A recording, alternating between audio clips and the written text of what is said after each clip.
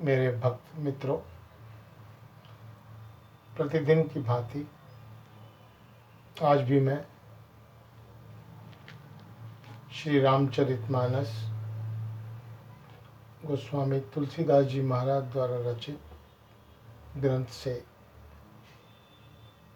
अयोध्या कांड का पाठ कर रहा हूँ। कल की जो कथा थी उसमें मैंने बताया कि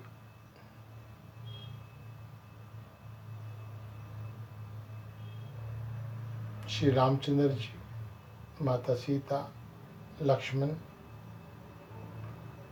एवं निषाद राज गंगा पार केवट के साथ पहुंच गए और उसके पश्चात श्री रामचंद्र जी ने निषाद राज को कहा कि आप अब चले जाइए, अब हमें आगे जाने दीजिए। यह सुनकर निषाद राज बहुत दुखी हुआ और उसने भगवान श्री रामचंद्र जी से विनती की कि महाराज, मुझे अपने साथ 2-4 दिन रख लीजिए, मैं आपके लिए उचित स्थान पर कुटिया इत्यादि बना दूंगा जिसमें आप निवास कर सकेंगे। उसके पश्चात मैं वापस चला जाऊंगा। प्रभु श्री रामचंद्र जी ने उसकी यह विनती स्वीकार की। अब उसके आगे क्या होता है वो मैं आपको बताता हूँ।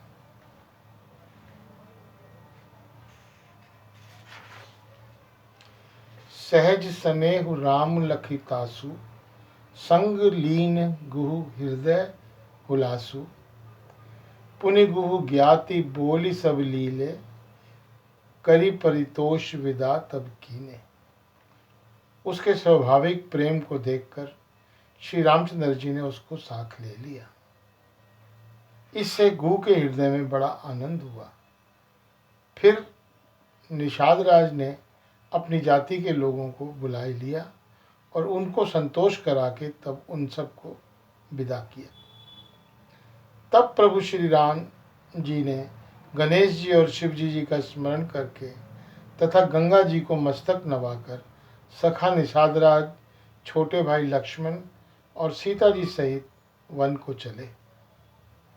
उस दिन पेड़ के नीचे निवास हुआ। लक्ष्मण जी और सखा गुहु ने विश्राम की सब व्यवस्था कर दी। प्रभु श्री रामचंद्र जी ने सवेरे प्रातः काल की सब क्रियाएं करके जाकर तीर्थों के राजा प्रयाग के दर्शन किए। उस राजा का सत्य मंत्री है, श्रद्धा प्यारी स्त्री है और वेणी माधव जी सरीखे हितकारी मित्र हैं। 4 पदार्थों धर्म, अर्थ, काम और मोक्ष से भंडार भरा है और वह पुण्य में प्रांत ही उस राजा का सुंदर देश है। प्रयाग क्षेत्र ही दुर्गम, मजबूत और सुंदर गढ़ है जिसको स्वप्न में भी शत्रु नहीं पा सकते। संपूर्ण तीर्थ ही उनके श्रेष्ठ वीर सैनिक जो पाप की सेना को कुचल डालने के लिए बड़े रणधीर हैं। गंगा, यमुना और सरस्वती संगम ही उसका अत्यंत सुशोभित सिंहासन है। अक्षयवट छत्र है जो मुनियों के भी मन को मोहित कर लेता है। यमुना जी और गंगा जी की तरंगे उसके श्याम और श्वेत चंवर हैं जिनको देखकर ही दुख और दरिद्रता नष्ट हो जाती है। सेवती सुकृति साधु सुचि पवई सब मन काम, वंदी वेद पुराण मन कहे विमल गुणगाम। पुण्यात्मा पवित्र साधु उनकी सेवा करते हैं और सब मनोरथ पाते हैं। वेद और पुराणों के समूह भाट हैं जो उसके निर्मल गुणगान का बखान करते हैं। पापों के समूह रूपी हाथी के मारने के लिए सिंह रूप प्रयागराज का प्रभाव कौन कह सकता है। ऐसे सुहाव ने तीर्थराज का दर्शन कर सुख के समुद्र रघुकुल श्रेष्ठ श्री राम जी ने सुख पाया। उन्होंने अपने श्रीमुख से सीता जी, लक्ष्मण जी और सखा गोप की तीर्थराज की महिमा कहकर सुनाई। तदंतर प्रणाम करके वन और बगीचों को देखते हुए बड़े प्रेम से महात्म कहते हुए इस प्रकार श्री राम जी ने आकर त्रिवेणी का दर्शन किया, जो स्मरण करने से ही सब सुंदर मंगलों को देने वाली है। फिर आनंद पूर्वक त्रिवेणी में स्नान करके शिव जी की पूजा की और विधिवत तीर्थ देवताओं का पूजन किया। स्नान पूजन आदि करके तब प्रभु श्री राम भरद्वाज जी के पास आए। उन्हें दंडवत करते हुए मुनि ने हृदय से लगा लिया। मुनि ने मन का आनंद कुछ कहा नहीं जाता, मानो उन्हें ब्रह्मानंद की राशि मिल गई हो। मुनीश्वर भरद्वाज जी आशीर्वाद दिया।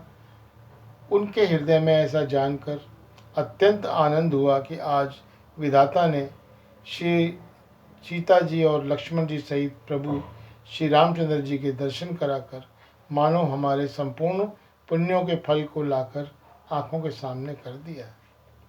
कुशल पूछकर मुनिराज ने उनको आसन दिए और प्रेम सहित पूजन करके उन्हें संतुष्ट किया। फिर मानो अमृत के ही बने हों ऐसे अच्छे अच्छे कंद मूल, फल और अंकुर लाकर दिए। सीता जी, लक्ष्मण और सेवक गुह श्री रामचंद्र जी के उन सुंदर मूल फलों को बड़ी रुचि से खाया। थकावट दूर होने से श्री रामचंद्र जी सुखी हो गए। तब भारद्वाज जी ने उनसे कोमल वचन कहे, हे राम, आपका दर्शन करते ही आज मेरा तप, तीर्थ सेवन और त्याग सफल हो गया। आज मेरा जप, योग और वैराग्य सफल हो गया और आज मेरे संपूर्ण शुभ साधनों का समुदाय भी सफल हो गया। लाभ की सीमा, सुख की सीमा प्रभु के दर्शन को छोड़कर दूसरा कुछ भी नहीं है।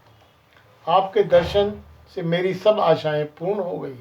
अब कृपा करके यह वरदान दीजिए कि आपके चरण कमलों में मेरा स्वाभाविक प्रेम हो। जब तक कर्म, वचन और मन के छल छोड़कर मनुष्य आपका दास नहीं हो जाता, तब तक करोड़ों उपाय करने से भी स्वप्न में भी वह सुख नहीं पाता। मुनि मुनि वचन राम सकुचारे, भाव भगति आनंद अगाने। तब रघुवर मुनि सुजहु सुहावा, कोटि भांति कहीं सबही सुनावा।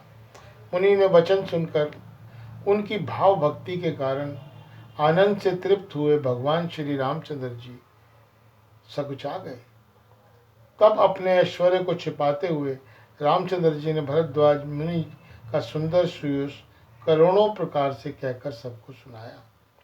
उन्होंने कहा, हे मुनीश्वर, आप जिसको आप आदर दें वही बड़ा है और वही सब गुण समूह का घर है। इस प्रकार श्री रामचंद्र जी और मुनि भारद्वाज जी दोनों परस्पर विनम्र हो रहे हैं और अनिर्वचनीय सुख का अनुभव कर रहे हैं।